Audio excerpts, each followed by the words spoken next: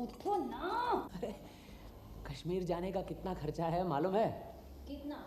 कम से कम 1000 रुपया। अरे इतना पैसा कहाँ है हमारे पास? ये सब मुझे नहीं मालूम, जाओगे कि नहीं बताओ। अरे लेकिन इतना रुपया आएगा कहाँ से?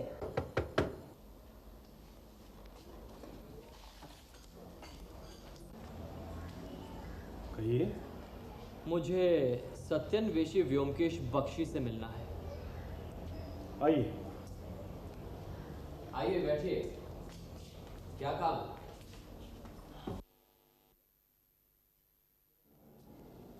ये रही आपकी फीस। मेरा काम कुछ अजीब सा है, इसलिए अगर अचानक मेरी मौत हो जाए तो मेरी मौत किसने और कैसे की, इसकी तहकीकात आप करेंगे। मरने के बाद ये मुमकिन नहीं होगा, इसलिए पैसे पेशगी दे रहा हूं। गिन लीजिए, पूरे 1000 है।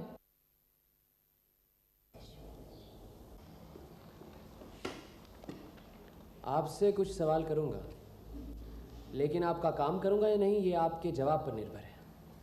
तब तक ये नोटों की गड्डी यहीं पर रहने देते हैं।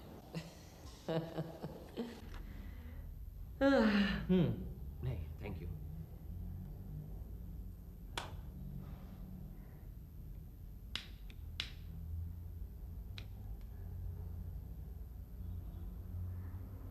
हाँ, पूछिए सवाल। आपके सारे सवालों का जवाब शायद मैं ना भी दूं, मगर काम आप मेरा जरूर करेंगे। आपका नाम क्या है? ओह सॉरी, मैंने अपना नाम नहीं बताया अभी तक। सत्यकाम, सत्यकाम दास नाम है मेरा। सत्यकाम? हाँ, जैसे आप सत्यन्वेषी, वैसे मैं सत्यकाम। पहले तो कभी सुना नहीं। आपका उपनाम तो नहीं है? जी नहीं, ये मेरा असली नाम है। अच्छा, कहाँ रहते हैं? पता क्या है? यहीं कलकत्ता में 33/34 एमहर स्ट्रीट। क्या काम करते हैं? कुछ नहीं। पढ़ते हैं क्या? पढ़ता था कभी, अब तो सब छोड़ छाड़ दिया। लेकिन कुछ तो करते होंगे। कपड़े से तो ऐसा लगता है कि अच्छे खाते पीते घराने के हो। ठीक कहा आपने, खाता पीता घराना। धर्मतला स्ट्रीट पर आपने सुचित्रा एम्पोरियम का नाम जरूर सुना होगा। हाँ सुना है, बड़ा डिपार्टमेंटल स्टोर है। सुचित्रा एम्पोरियम में मैं भागीदार हूँ। भागीदार? दूसरे भागीदार कौन है? दूसरे नहीं, सिर्फ एक। उषा नाथ नाम के एक आदमी है, मेरे पिताजी। ये एम्पोरियम तो काफी दिनों से है। हाँ, मेरी माँ के पिताजी ने इस एम्पोरियम की स्थापना की थी। फिर मेरे पिताजी इसमें भागीदार बन गए। फिर मेरे नाना के मरने के बाद मैं इसमें भागीदार बन गया।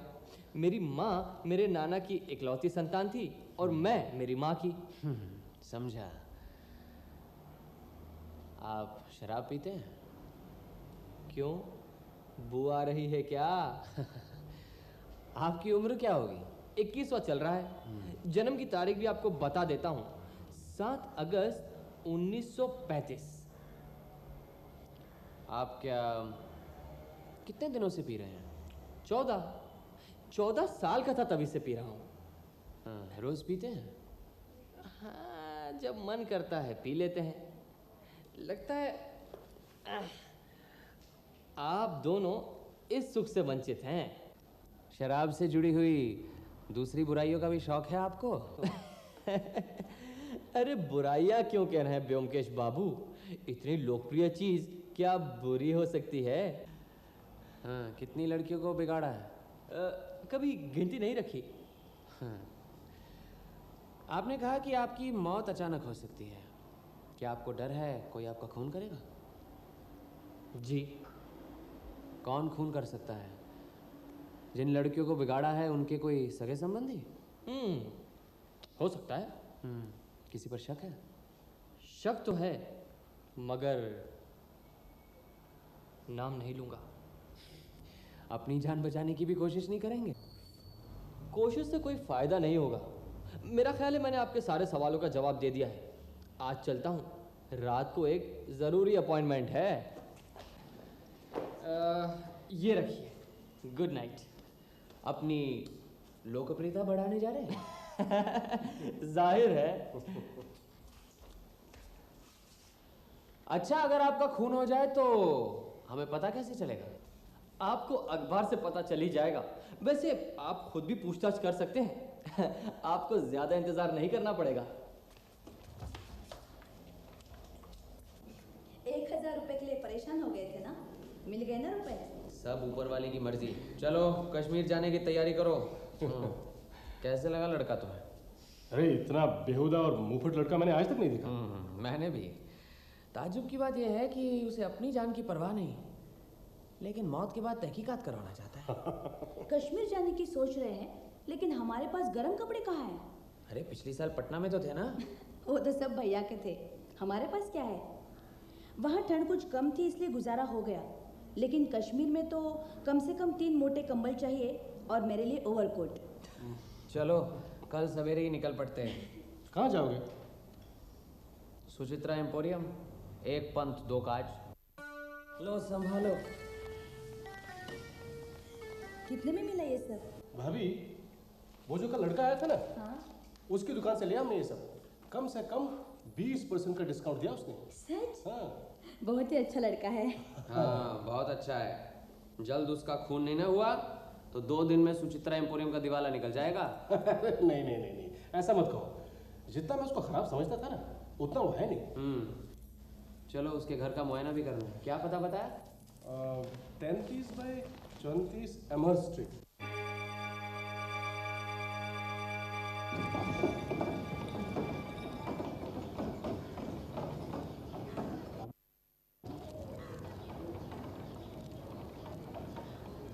मुमताज बाबू, कहिए। मुझे नहीं पहचाना? पिछली पूजा में आपके वहां गया था चंदा लेने, नंदलाल घोष। आप ही के मोहल्ले में रहता हूँ। हाँ हाँ, हमारे मोहल्ले में रहते हो तो यहाँ इतनी दूर क्या कर रहे हैं? बात यह है सर कि इरादा क्या है? इरादा सर, आप ही को बता रहा हूँ सर, किसी को बोलिएगा नहीं। उस सामने वाले मकान में एक लौंडा रहता है, उसकी मरम्मत करनी है। अच्छा, क्यों? तो सर बात यह है कि वजह है सर, लेकिन सर आप इस मोहल्ले में क्या कर रहे हैं? आप इस मोहल्ले में किसी को पहचानते हैं? सत्यकाम को पहचानता हूँ। क्यों? उसी की पिटाई करने चाहते हैं? अरे सर, आप सत्यकाम को पहचानते हैं? खास जान पहचान नहीं है, लेकिन उसकी पिटाई क्यों करना चाहते हैं? उसने तुम्हारा कुछ बिगाड़ा है क्या? ये एक लंबी दास्तान है सर। अगर आप सब जानना चाहते हैं तो पास में भूतेश्वर का अखाड़ा है। आप मेरे साथ चलिए, मैं सब बताता हूँ आपको। चलिए सर।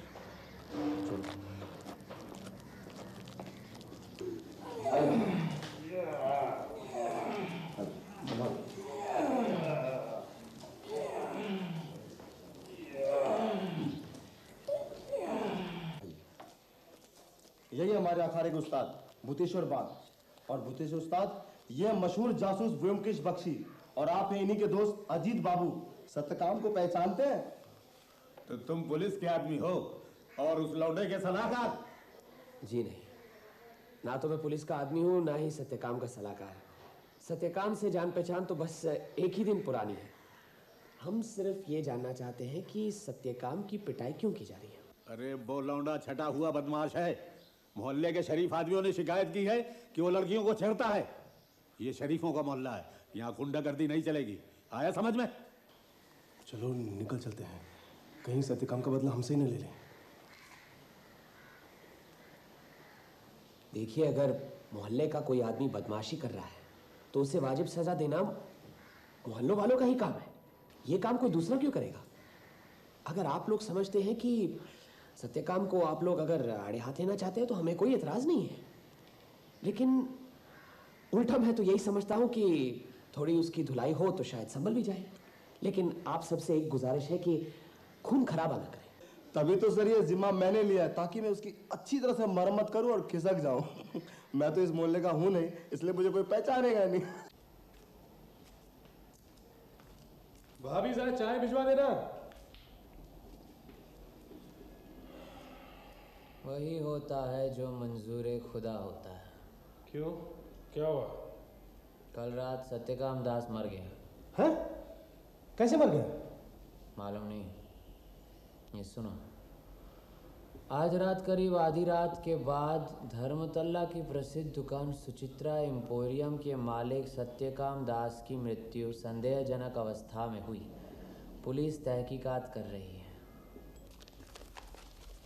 उसे सचमुच मालूम था कि वो ज़्यादा देर बचने नहीं वाला, लेकिन इतनी जल्दी। मैं तैयार होता हूँ, अभी निकलना है।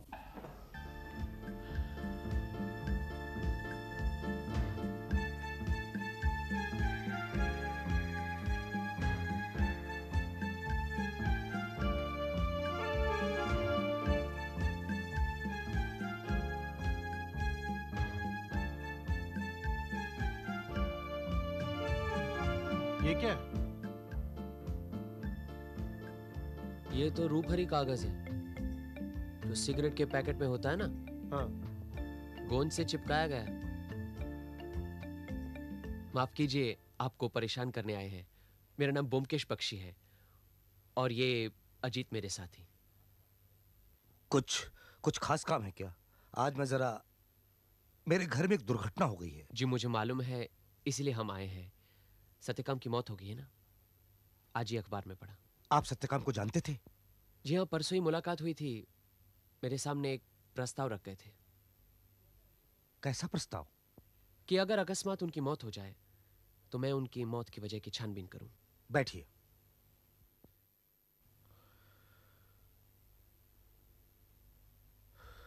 ठीक है, बताइए क्या करना होगा। कल रात कब और किस तरह सत्यकाम की मौत हुई, कुछ बता सकते हैं आप?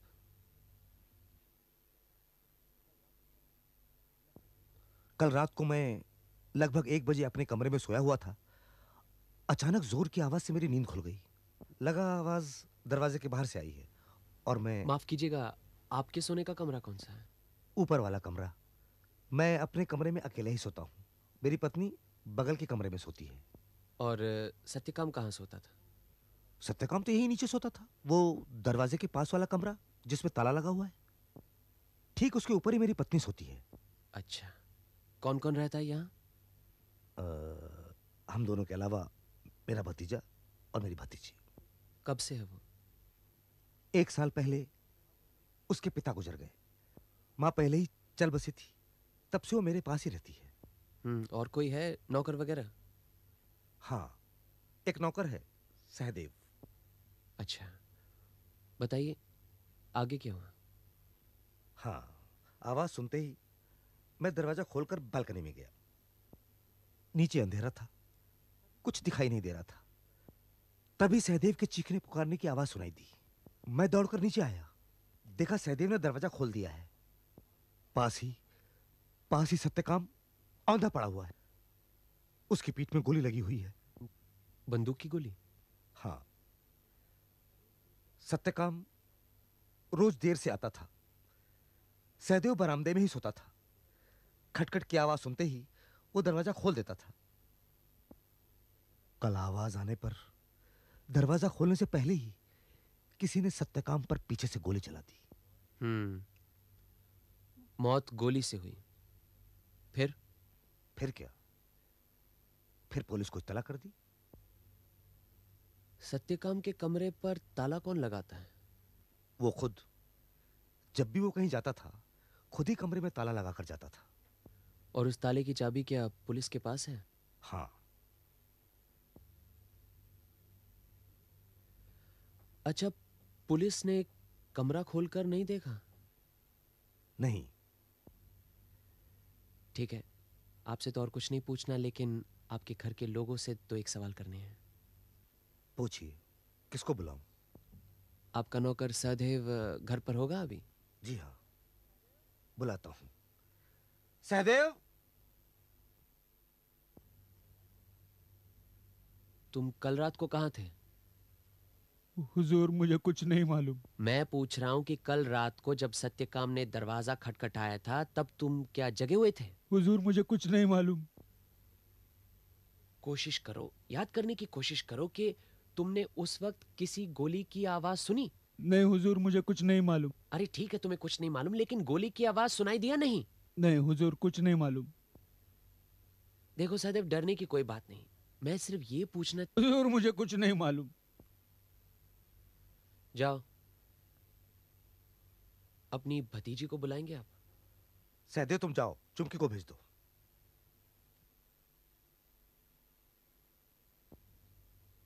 तुम्हारे मामा ने कहा कि तुम 1 साल से यहाँ रह रही हो। पहले कहाँ थी? मानिक तला। लिखाई पढ़ाई करती हो? जी, कॉलेज में पढ़ती हूँ। और तुम्हारे भैया? वो भी कॉलेज में पढ़ते हैं। अच्छा, कल रात तुम्हें कब पता चला? मैं सो रही थी, भैया ने जोर से कमरे का दरवाज़ा खटखटाया और मेरी नींद टूट गई। तुम रात को कमरे का दरवाजा बंद करके सोती हो? हाँ। सोने का कमरा कहाँ है, नीचे या ऊपर? नीचे, पीछे की तरफ, भैया के कमरे के साथ साथ। तुमने कोई बंदूक की आवाज सुनी? नहीं। नींद टूटने के बाद क्या किया? भैया के साथ इसी कमरे में आई, तब मामा टेलीफोन कर रहे थे। और तुम्हारी मामी? मामी यहाँ नहीं थी। ऊपर जाकर देखा, तब अपने कमरे में बेहोश पड़ी थी। अच्छा ठीक है, तुम जाओ।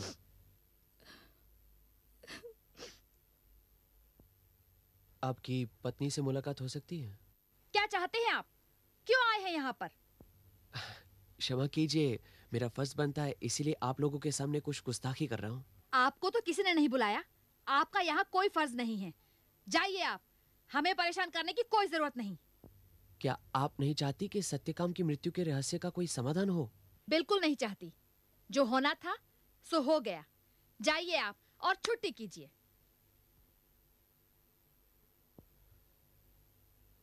पुत्र शोक में हम जरा परेशान हैं। क्या करें क्या नहीं करें कुछ समझ में नहीं आ रहा है। आप हमें माफ करें।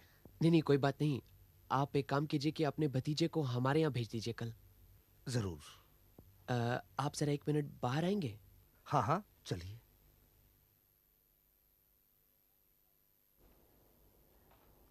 आइए। उषानाथ बाबू, ये यहाँ क्या लगा हुआ है? क्या मालूम, पहले तो कभी गौर नहीं किया। हाँ, लेकिन ये हाल ही में चिपकाया गया है। अगर यहाँ पर कोई छोटा बच्चा होता तो शायद पूछते, लेकिन आप पूछिए किसने लगाया है। सहदेव, चुमकी, जरा इधर आओ। मुझे कुछ नहीं मालूम साहब। ठीक है, जाओ चुमकी को भेज दो। पूछिए क्या पूछना है। चुमकी, ये यहाँ पर क्या लगा हुआ है, तुम्हें मालूम है? मुझे नहीं पता किसने कब लगाया, लेकिन कल शाम में यहाँ नहीं था। अच्छा ठीक है, इसे यहीं पर लगा रहने दीजिए। हाँ? अच्छा उषानाथ बाबू, नमस्कार। नमस्कार। चलो अजीत। नमस्कार भवानी बाबू। नमस्कार। अरे आप इसमें कहाँ से उलझ गए? बस यूं ही समझिए, उलझ गया। बैठ सकते हैं? बैठिए बैठिए, बैठेंगे क्यों नहीं आप। वैसे लड़का पक्का शैतान था। जिसने भी उसका खून किया उसने उस परिवार पर बहुत बड़ा उपकार किया है, और ऐसे खूनी को तो इनाम मिलना चाहिए। बिल्कुल ठीक कहा आपने। आप अपनी कार्यवाही करते रहिए, मैं तो सिर्फ सत्य की खोज। जी। कहिए, क्या जानना चाहते हैं? पूछिए पूछिए। पोस्टमार्टम की रिपोर्ट आ गई? शाम तक आ पाएगी। तो ठीक है, शाम को मैं टेलीफोन कर लूंगा। लेकिन मौत तो बंदूक की गोली से हुई थी। बड़ी बंदूक से नहीं, किसी पिस्तौल या रिवॉल्वर से। गोली पीठ की बाएं तरफ से अंदर घुसी है और शरीर से निकली नहीं। इसका मतलब है वहीं कहीं अटकी पड़ी होगी। गोली पीठ से घुसी है, इसका मतलब है कि सत्यकाम पर वार करने वाला सत्यकाम के पीछे होगा। सत्यकाम जैसे उल्लू के बारे में कुछ भी कहना बेकार है। लेकिन जिस वक्त सत्यकाम का खून हुआ वो घर के अंदर था। नौकर की चीख पुकार सुनकर वो और उसका मामा दोनों भागकर दरवाजे पर आए, और ठीक उसी वक्त किसी ने सत्यकाम को पीछे से गोली मार दी। लेकिन गोली मारने वाला लड़का ये नहीं हो सकता। अच्छा, छत से क्या गोली चलाई जा सकती है? बेशक, छत से गोली जब मारी गई होगी तो गोली शरीर से ऊपर से नीचे की तरफ आई होगी, लेकिन यहाँ तो गोली पीछे से सामने की तरफ आई। चिनांचे, घर में कोई नहीं है। क्या कर रहे हो तुम? मुझे ब्योमकेश बाबू से मिलना है, बहुत जरूरी काम है। तुम्हारा जरूरी काम मैं समझता हूँ, चंदा बाद में आके लेना। जाओ। मैं चंदा लेने नहीं आया हूँ। फिर क्यों आए हो? कहा ना बहुत जरूरी काम है, मुझे बैठने दो। सत्यकाम का खून हो गया है। बैठो बैठो नंदलाल, तुम्हें सत्यकाम की खबर कैसे मिली? आज सुबह एक दोस्त के घर गया था, उधर ही पता चला कि किसी ने कल रात सत्यकाम का खून कर दिया है। कल शाम को जब आप अखाड़े से चले गए, उसके बाद मैं उधर गया ही नहीं। सर, मुझे इस मौत के बारे में कुछ नहीं मालूम सर। अच्छा, तुम्हारी वो कटारी कहाँ है? कटारी? कटारी तो मैंने फेंक दी सर। सुना है कि उसकी हत्या गोली मारकर की गई है। अच्छा, कटारी से नहीं। अच्छा ये बताओ, उस मोहल्ले में तुम्हारे जान पहचान वालों में से किसी के पास पिस्तौल या रिवॉल्वर है? नहीं सर, और अगर किसी के पास होगी भी तो मुझे मालूम नहीं। हाँ बोल रहा हूँ, बोलो। हाँ रिपोर्ट आ गई है, एक मिनट। हाँ देखो, मौत रात के समय 12 से 2 के बीच में हुई है। और गोली 45 रिवॉल्वर की है। गोली बाई तरफ इसके प्योर के नीचे से घुसकर दिल को चीर कर दाईं तरफ के फेफड़े की तीसरी हड्डी में अटकी हुई है।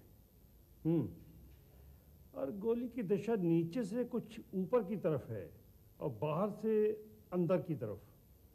नहीं नहीं नहीं नहीं, कोई चोट के निशान नहीं है। और कोई चोट के निशान नहीं है? अच्छा, पेट में काफी शराब मिली थी। जी थैंक यू।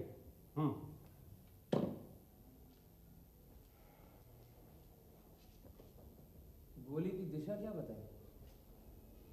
नीचे से ऊपर की तरफ और बाहर से अंदर की तरफ। मतलब गोली चलाने वाला पीछे जाड़ में बैठा छुपा था और उसने बैठे बैठे गोली चलाई। बैठकर गोली चलाई? क्यों? ये मुझे क्या मालूम, उसने मुझसे पूछ के थोड़ी गोली चलाई थी। मैं तो सोने जाती हूँ। तुम कहना चाहते हो कि खूनी पहले से ही अहाते के अंदर छुपा बैठा था और जब सत्यकाम ने बड़ा फाटक बंद करके 25-30 कदम चलकर दरवाजा खटखटाया तो खूनी ने गोली चलाई। मैं पूछता हूं क्यों? क्यों? सत्यकाम जब फाटक खोल कर आया उसने तब क्यों नहीं गोली चलाई? उसी में उसका फायदा था और फिर गोली मारकर फाटक से भाग भी जाता। हाँ, वार खाली जाने का भी कोई अंदेशा नहीं था। क्यों? सवाल का जवाब क्या है तुम्हें बताओ। जवाब यह है कि खूनी ने पीछे से गोली नहीं चलाई। और इससे भी ज्यादा गंभीर समस्या है रूपहरी चक्का। वो किसने लगाया, कब लगाया, क्यों लगाया? मतलब रूपहरी चक्के का भी कोई गूढ़ मकसद है? जरूर है। बस उस मकसद का पता लग जाए तो इस समस्या का समाधान हो सकता है। तुम एक काम करो, सवेरे जल्दी ही उषानाथ बाबू के मकान पर जाओ। हाँ। और शीतांशु को यहाँ ले आओ। आओ। नमस्ते। ये लो। नमस्कार। आओ शीतांशु, आओ, बैठो बैठो बैठो। उस दिन तुम घर पर मिले नहीं और तुम्हारी मामी कुछ बिगड़ सी गई थी, इसलिए कुछ सवाल तो कर नहीं सका तुमसे। 2-4 सवाल पूछने। क्या उम्र है तुम्हारी? 20 साल। ये बताओ, जिस रात सत्यकाम का खून हुआ था क्या तुम जगे हुए थे? जी। क्या कर रहे थे? तो रात को तुम अपने कमरे का दरवाजा क्या अंदर से बंद करते हो? नहीं। उस रात जब सब सो गए तो क्या तुम बाहर गए थे? जी नहीं। मेन दरवाजे के अलावा घर से बाहर जाने का कोई और रास्ता है? पिछला दरवाजा। पिछला दरवाजा। उस रात कोई पिछले दरवाजे से बाहर गया था? जी नहीं। अगर कोई गया होता तो मुझे मालूम होता, क्योंकि मेरा कमरा दरवाजे के पास है। दरवाज़ा खुलते वक्त चरमर की आवाज़ करता है। इसके अलावा उस पर ताला पड़ा रहता है। उसकी चाबी किसके पास है? सहदेव के पास। अच्छा। सत्यकाम रात को हमेशा देर से लौटता था, ये तुम्हें मालूम था? जी। तुमने कभी रिवॉल्वर इस्तेमाल किया है? सत्यकाम के पास रिवॉल्वर था? मुझे मालूम नहीं, शायद नहीं था। घर में कोई पिस्तौल, रिवॉल्वर, बंदूक? मालूम नहीं। सत्यकाम के साथ तुम्हारा व्यवहार कैसा था? मेरा उसके साथ कोई व्यवहार नहीं था। मैं और वो एक दूसरे से बातचीत नहीं करते थे। क्योंकि वो दुष्चरित्र था, इसलिए। अच्छा, तुम अपने पिता से प्यार करते थे तो अपनी बहन से भी बहुत प्यार करते हो?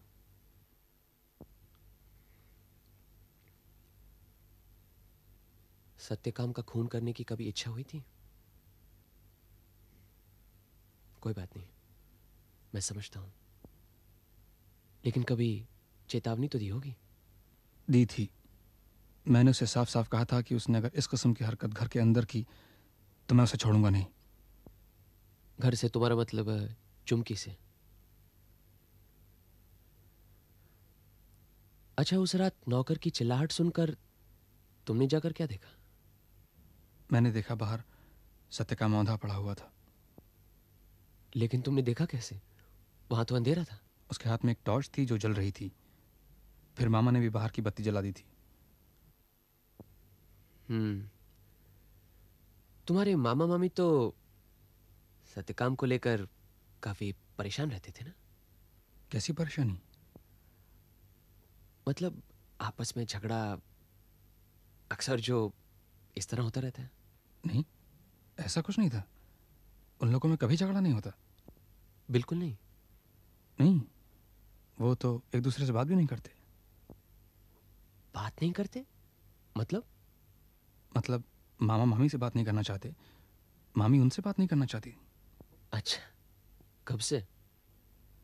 जब से मैं यहाँ हूँ। पहले जब हम मानिक तला में थे, मैं अक्सर यहाँ आया करता था। उस वक्त भी ये लोग आपस में बातचीत नहीं करते थे।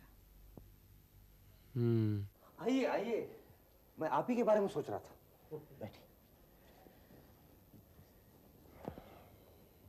मैं इंस्पेक्टर भवानी प्रसाद जी के पास गया था। अच्छा। सोचा था कुछ जानकारी हासिल करूं, कुछ पता नहीं चला। सब भाग्य में लिखा है। इस लड़के की दुश्चिंता ने हम दोनों की जिंदगी बिगाड़ के रख दी। अब ये नहीं रहा तो सोचता हूं अपनी पत्नी को लेकर कहीं घूम आऊं। कलकत्ते के बाहर जाऊंगा तभी मन को शांति मिलेगी। ये बात तो है, लेकिन आप कहाँ जाएंगे? कहीं भी, काशी, वृंदावन, दिल्ली, आगरा। लेकिन पुलिस को एतराज तो नहीं होगा? पुलिस को इत्तला करके जाइए ना। मेरे हिसाब से कोई एतराज तो नहीं होना चाहिए। फिर तो मैं कल परसों ही चला जाता हूँ। कलकत्ते में अब मेरा दम घुटने लगा है। तो क्या आप अपनी दुकान बंद करके जाएंगे? सुचित्रा? नहीं नहीं, वो हमारे खजांची है ना धनंजय बाबू। हाँ। वो चलाएंगे। अच्छा। वो हमारे ससुर के जमाने से हैं। और फिर मैं सोच रहा हूँ कि सितांशु है ना, वो भी दुकान संभाले। पढ़ लिख कर क्या करेगा, आखिर दुकान उसे ही तो संभालनी है।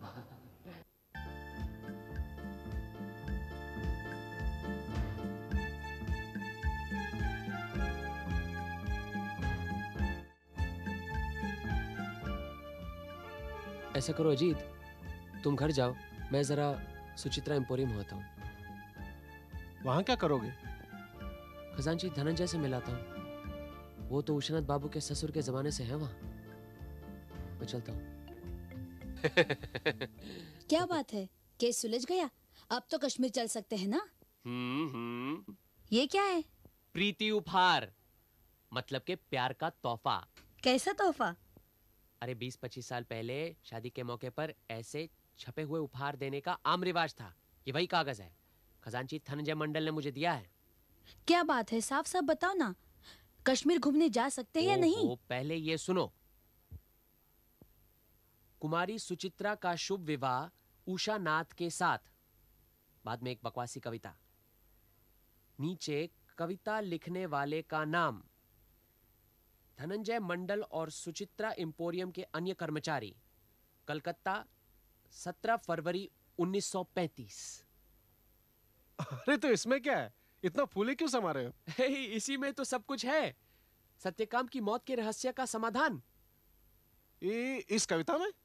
ओहो मूर्ख हो तुम, इस कविता में नहीं, शादी की तारीख में, 17 फरवरी 1935। कुछ समझे ही नहीं। मेरी बात सुनो, सत्यकाम ने अपने पैदा होने की तारीख बताई थी ना, मालूम है ना? हाँ हाँ बताई थी, लेकिन मुझे याद नहीं। मुझे याद है, तुमने अपनी डायरी में शायद नोट किया होगा, देखो। हाँ हाँ, लेकिन इस तारीख और सन से सत्यकाम की मौत का क्या संबंध है? बहुत बड़ा संबंध है। तारीख देखी? हाँ, 7 अगस्त 1935 लिखा है। उषानाथ की शादी हुई थी 17 फरवरी, सत्यकाम का जन्म हुआ 7 अगस्त, 6 महीने बाद। ये कैसे हो सकता है? नामुमकिन है ना? हाँ नामुमकिन है। तो सत्यकाम उषानाथ का लड़का नहीं है। तो फिर किसका लड़का है? ये मुझे नहीं मालूम। लेकिन इस तारीख और सन से सत्यकाम की मौत का क्या संबंध है भाई? ओहो, सत्यकाम का खून उषानाथ ने किया है। क्या?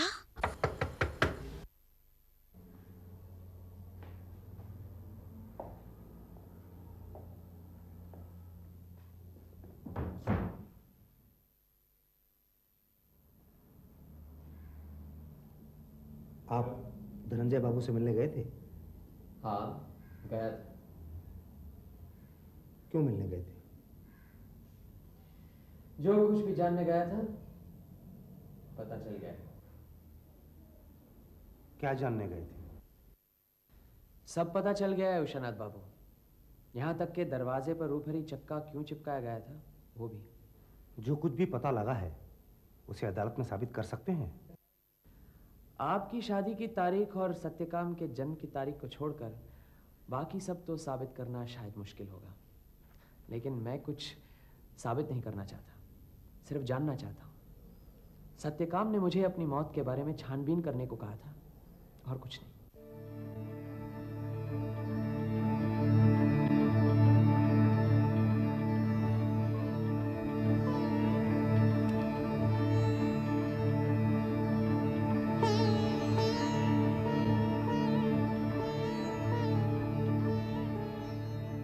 व्योमकेश बाबू, सत्यकाम का खून करना क्यों जरूरी था, आप जानना चाहते हैं? हाँ जरूर। सन 1923 में रमाकांत चौधरी ने सुचित्रा एम्पोरियम की स्थापना की। उनके एक ही संतान थी, सुचित्रा। उसी के नाम पर उन्होंने दुकान का नाम भी रखा। उषानाथ बाबू ने एक मामूली सेल्समैन की हैसियत से सुचित्रा एम्पोरियम में नौकरी की। तब उनकी उम्र करीब 21 या 22 की होगी। गरीब घर का अनाथ लड़का था, दिखने में सुंदर और मेहनती। फिर 2 साल नौकरी करने के बाद उषानाथ बाबू की किस्मत खुल गई। एक दिन रमाकांत चौधरी ने उषानाथ को अपने पास बुलाया और कहा कि वो अपनी इकलौती बेटी की शादी उषानाथ से करना चाहते हैं। उषानाथ को तो जैसे धरती पर चांद मिल गया। कुछ दिनों के बाद दोनों की धूमधाम से शादी हो गई। उषानाथ बाबू के सहकर्मियों ने प्रीति उपहार के तौर पर एक मलमल जैसे कागज पर कविता छपवाकर उन्हें भेंट दी। वही कागज आज मुझे खजांची धनंजय मंडल ने दिया। लेकिन शादी की पहली रात को ही उषानाथ बाबू को पता चल गया कि रमाकांत चौधरी ने अपनी इकलौती बेटी की शादी एक गरीब मामूली कर्मचारी से क्यों की। शादी की रात सुचित्रा 3 महीने की गर्भवती थी और पूरी रात उषानाथ बाबू ने कुर्सी पर बिताई। अगले सवेरे वो रमाकांत बाबू से जा मिले और कहा कि आपका मकसद पूरा हो गया, अब मुझे छुट्टी दीजिए। लेकिन रमाकांत बाबू भी इस स्थिति के लिए तैयार थे। उन्होंने उषानाथ बाबू से कहा कि उन्हें कोई ऐसी वैसी हरकत नहीं करनी चाहिए जिससे उनका भी मुंह काला हो। बेहतर ये होगा कि वो चुपचाप सब कुछ सह ले, किसी को कुछ पता नहीं चलेगा। साथ में उन्होंने उषानाथ बाबू के हाथ में एक वकालतनामा रख दिया जिसके मुताबिक सुचित्रा एम्पोरियम में उषानाथ बाबू भी बराबर के हिस्सेदार बने। उन्होंने कहा, आज तो मेरा हुक्म चलता था, अब कल से तुम्हारा भी हुक्म चलेगा। उषानाथ बाबू का सर चकरा गया। किसका नहीं चकरा था? इतनी धन दौलत को वे ठुकरा ना पाए। अब वो अपने ससुराल में ही रहने लगे, लेकिन सुचित्रा के साथ उन्होंने कोई संबंध नहीं रखा। दोनों अलग अलग कमरों में सोते थे। फिर 1 महीने बाद रमाकांत बाबू अपनी बेटी को लेकर विलायत चले गए।